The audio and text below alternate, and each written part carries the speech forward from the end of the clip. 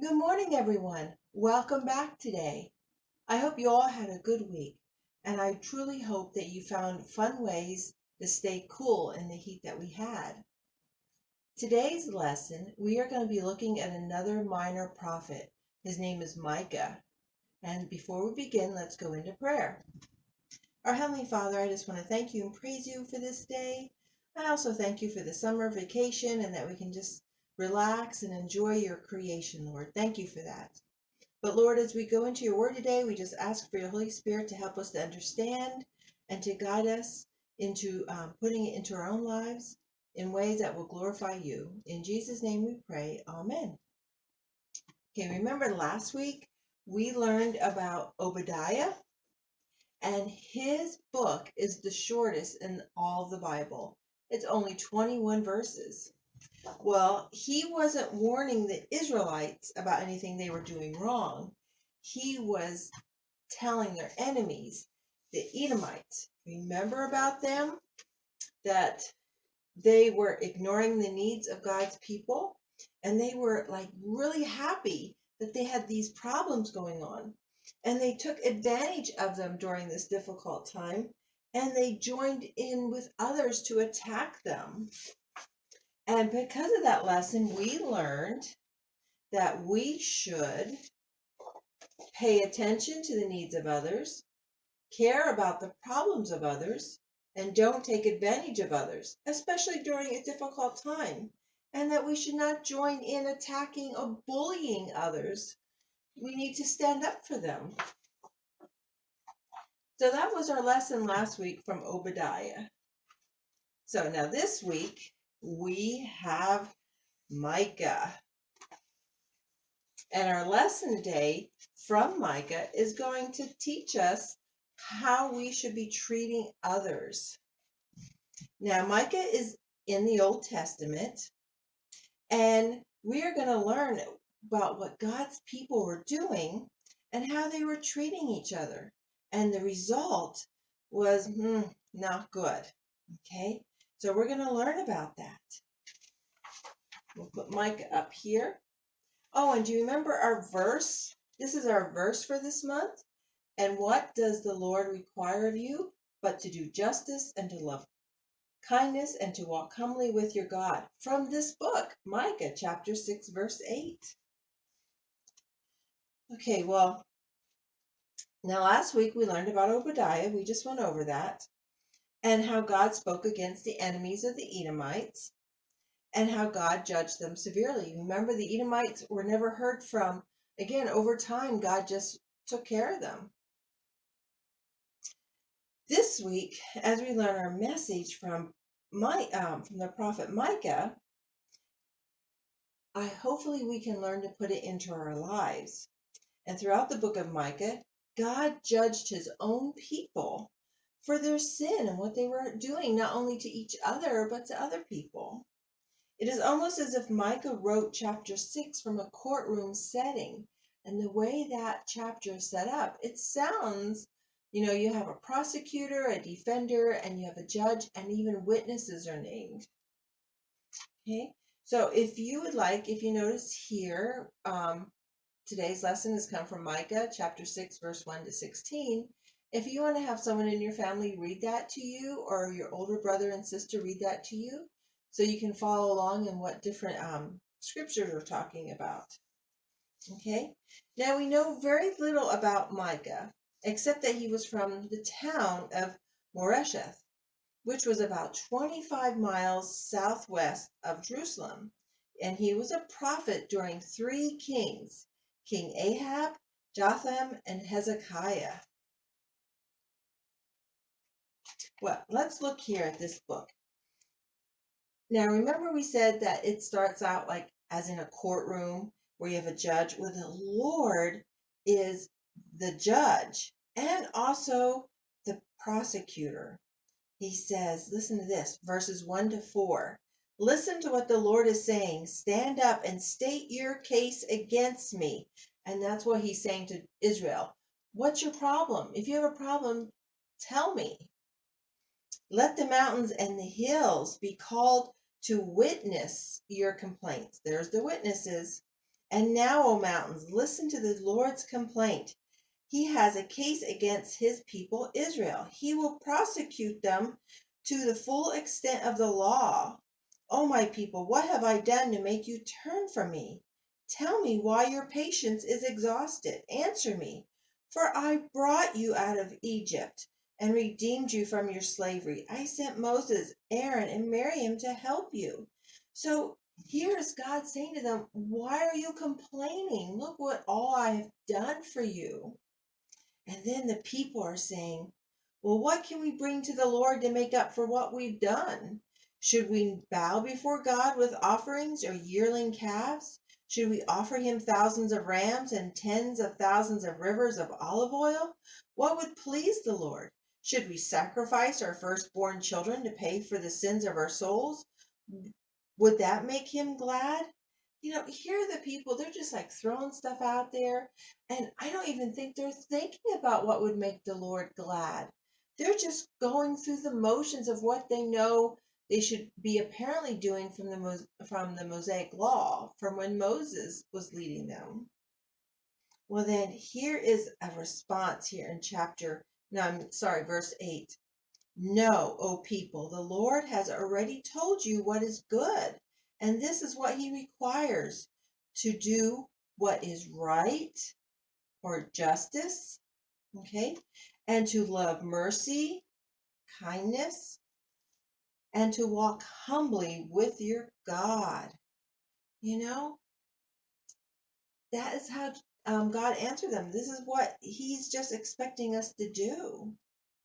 Now, also, I think we talked a little bit about last week. Well, we'll go on it later. So that's something to think about.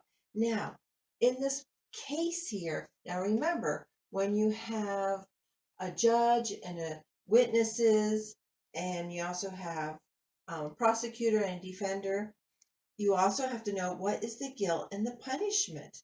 Well, here God is saying in verse 10, starting some of the guilt. Will there be no end of you getting rich by cheating? The homes of the wicked are filled with treasures gained by dishonesty, measuring out grain in short measures. And how can I tolerate all your merchants who use dishonest scales and weights? The rich among you are becoming wealthy through extortion and violence. Your citizens are so used to lying that their tongues can no longer tell the truth. Wow. People are cheating each other. They're harassing each other. They're just being awful. Well, now God says this is what's going to happen here. You will eat, but never have enough. Your hunger pains and emptiness will still remain. And though you try to save your money, it will come to nothing in the end.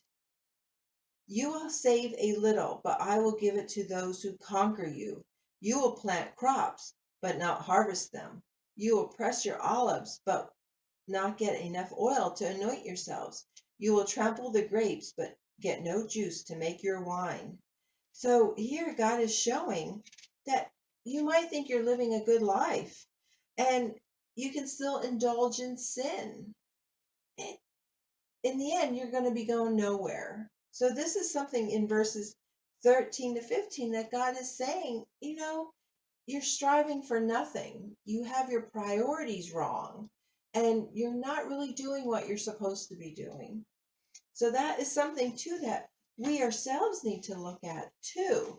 Are we saying we love Jesus and want to follow Jesus and be like Jesus, but then in the end we're doing stuff that's not of Jesus, maybe fighting with our sister or brother, or back talking to our parents, or just being unkind to each other? We really got to look at our hearts and think, is this something we really should be concerned about? Okay, now I have a little story here, like last week. Remember last week's story? It was about a brother refusing to help his sister, and he kind of was like the Edomites. Well, today we have CJ and his brother John, and what they're doing for a neighbor. So listen to what's happening here. CJ and his brother John love summer. Not only were they out of school, but they also loved cooling off with ice cream, staying up later, and making a little extra money from their next door neighbor, Mrs. K. Mrs. K always told the both of them, if you ever need extra money, I've got some chores that are just too hard for me to do. So one day, with some extra time, they called Mrs. K. Just as she promised, she had some chores: pull weeds from her flower beds, sweep the garage, and load some boxes into her car. But before leaving to go over to her house, their friends called and asked if they wanted to come over and swim. CJ and John looked at each other and talked about how they could do both. They decided they would go over to Mrs. K's house and quickly pull some of the weeds, do a fast sweep of her garage, and throw the boxes into the back of her car so they could quickly go swimming. And that's exactly what they did. Instead of pulling all the weeds, they only pulled the larger ones. They swept just around Mrs. K's car and then sloppily threw the boxes into the trunk and back seat. In fact, they tossed the boxes in so fast, some of the stuff fell out and one of the boxes broke. But they didn't worry about it, and Mrs. K didn't even notice. Thank you so much for your help. Here's your money you earned. By the way, did you get it all done? Yes, ma'am, they both answered her. Well, good, because I am going to take the boxes over to the Salvation Army so I can fix the lunches for the children that come with their parents to the shelter. So, what is the problem with CJ and John? And what they did? What's the problem with what they did? Well, they did a poor job, didn't they? They only picked so many weeds. They didn't really sweep the garage. And they probably broke something in that broken box that Mrs. K might need to prepare the meal at the Salvation Army. How do you think their choices can affect their relationship with Mrs. K? How do you think? Well, I don't think Mrs. K would probably ask them again, or she might not even trust again to even have them do the job correctly, and she might not see them in a good light. Okay, what else or who else might it have affected besides Mrs. K? Well, think about it. It will affect maybe the people at the Salvation Army. Whatever they might have broken in that box or that box held could have prevented them from getting something they were supposed to. And definitely Mrs. K can't trust them because they didn't tell the truth and they only did half the job half. They didn't do what they should have. And CJ and John will be affected because think about it.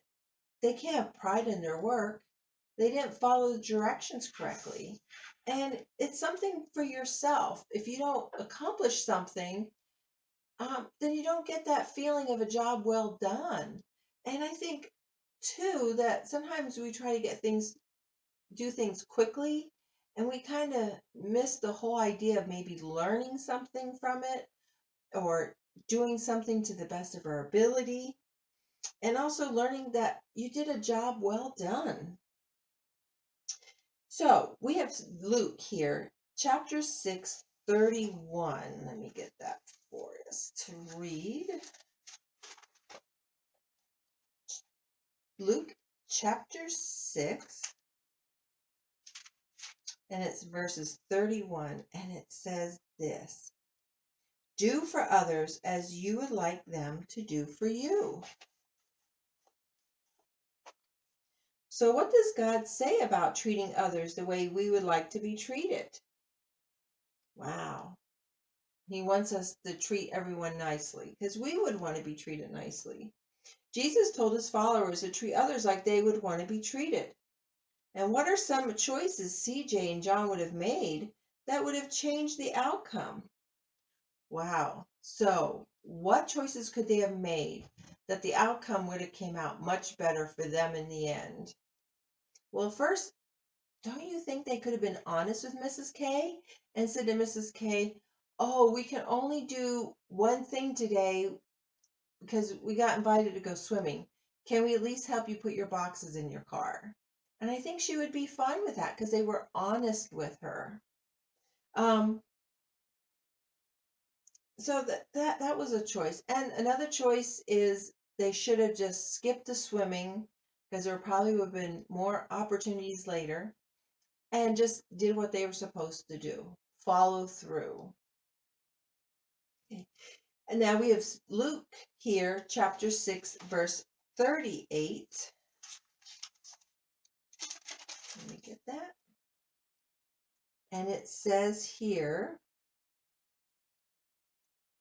let me find it. This isn't my Bible, it's my husband's. And his font is a little bit smaller. Okay. If you give, you will receive. Your gift will return to you in full measure, pressed down, shaken together to make room for more, and running over. Whatever measure you use in giving, large or small, it will be used to measure what is given back to you. Whoa, what does that mean? That's unbelievable. Jesus taught his followers you can never give too much to God. Many people think this verse refers to money, but in looking at the verses before and after, and let me say that when you're studying a verse, you just can't look at that verse or that section of the Bible to get a full explanation. You really should be looking at what was happening before and what is happening after to get the right idea what's going on. Okay, just don't take one verse and think that's what it is. You really should be studying what's happening. So, as they were saying, is looking at the verses before and after, it also means blessings, love, and other good things. Notice the ending of the verse when Jesus said, the measure you use will be the measured back to you. That is similar to what Jesus said in a few verses before that in Luke 31. To some ways, CJ and John could have showed a giving spirit to Mrs. K, the way they would want to receive it back. And that's true. And remember, what could they should have been honest. They should have been honest. Remember last week we were talking about our verse here. And we're also saying that if you say, and what does, and this is not a request, this is a command. So what does the Lord require of us? Remember, it's not a suggestion. Okay, it's something that he expects us to do. So let's look at the first requirement.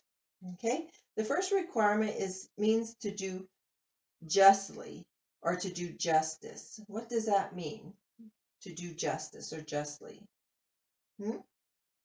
Well, it means to treat others fairly, as we would want to be treated. What we learned today, to treat others as yourself. That is something to think about. This week we learned to treat others as we would like to be treated. So how we treat others matters, especially to God. We've learned from Micah 6 how God's people were found guilty of not doing what God required. They wrongly treated each other with lies, cheating, and violence, and God judged them for their sin. We've looked at how CJ and John wronged Mrs. K, not only cheating her by doing half the job, but lying about it. God saw the actions of his people, and he sees our actions. And if you are not sure about how to treat others in a particular situation, you should stop and think. Just like today for our thing here. Stop and think. And I feel if all of us would do that, that would definitely be a big help, because then we would stop and think before we said anything or did an action that would not only be maybe harmful to somebody else, but to ourselves. So, let me see here. I think too, there are times that when we are treating people kindly, they are not kind in return. They are probably either grumpy or complaining or annoyed or just have something going on. And you know what? It doesn't matter, that I mean, it matters that they're rude, but for us, we shouldn't treat them any differently. We should be kind and doing what is in obedience to God and bringing honor to Him. And that should be enough. Um, because sometimes I think when people are rude or ignorant, they just want people not around them. And we don't know why they're like that, but just take some time and just still be kind, like say thank you or please or even simple things. It doesn't have to get so deep. But just be kind to everybody you meet because everyone has a story and you don't know what their story is. And two, another thing, a big thing that is grace and mercy, because I know myself when I'm having a really bad day or I say something I should not have said, which is many times, it's so wonderful when I can reflect back later and realize who showed me mercy or even grace. And that was such a wonderful thing. And I think some of you in Sunday school show mercy and grace. Sometimes when somebody's having a bad day, or they might just yell at you or maybe take something, there are those of you who have so much grace and understanding of people. So that's a blessing. So now for this week, your next step is to stop and think about how you can treat others and how you would like to be treated. So with the summer going on and neighborhood kids, I don't know if you're hanging out with some kids and all. I've seen some in Tremont where my mom lives, and they were all hanging down at the bridge. They were like all over the place. So they were just riding their bikes and playing in the creek. No- So see how you can treat people. Be kind. Sometimes it just takes a kind word. Sometimes it just takes a listening ear just to listen to someone. So this week, look around you, see what God has for you, and just be bold and do it. Okay? So have a good week. We will see you all back here next Sunday. I have no word on Sunday school yet. So as soon as I do, I will send a text out so everybody knows. Um, but until then, take care of yourself and your family, and God bless.